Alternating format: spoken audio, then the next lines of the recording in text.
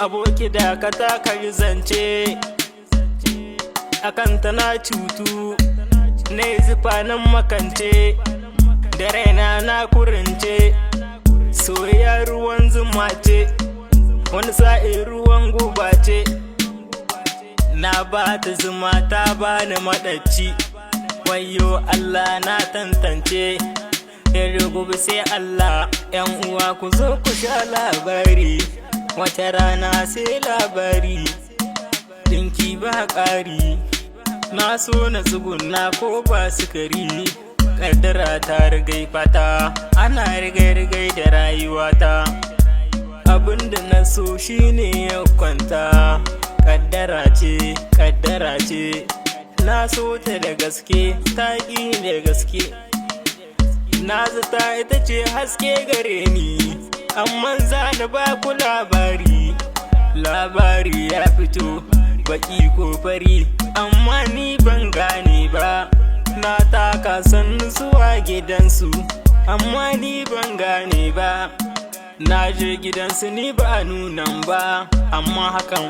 shi yasa ban gane ba kai tafiya ma ashe da kunya a gaba labarin zani tsara ina so ta ji ne dinkar ta yaji ko an kira ni ba na ji din na saba da tun jiya shi yasa na shirya ɗaukar ta ko ba kaya ita ce baby na rayuwata ki so ni da gaske na miki gata ni dai gurina na ganta gidana na ba ta soyayya ta rayuwata faran ya fito zuciyata haske yake amaryata na so ta da rayuwata ita bata so ni ba zan mata dole ba so ba cuta ba so ba tilas na so ki duba masoya daure ki hubba banda kowa sai ke sahiba da ke sanya haske na yi shimfiɗa ta haske masoya da ke nake masoya kina gani na ina kuka da kaina hawaye idaniyana suna ta zuba ba su tsaya ba haske na alfahari na samu mai sauna da gaskiya da amana na ganta guna awansu ba su gane ba safiya da wuni laraba